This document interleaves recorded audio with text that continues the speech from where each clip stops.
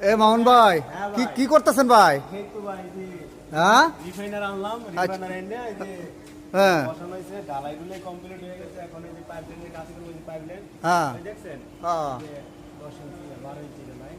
আচ্ছা হ্যাঁ, এটা এখন মার্কিং কাটবো, কাইটিয়া হ্যাঁ এটার সাথে জয়েন দেবো।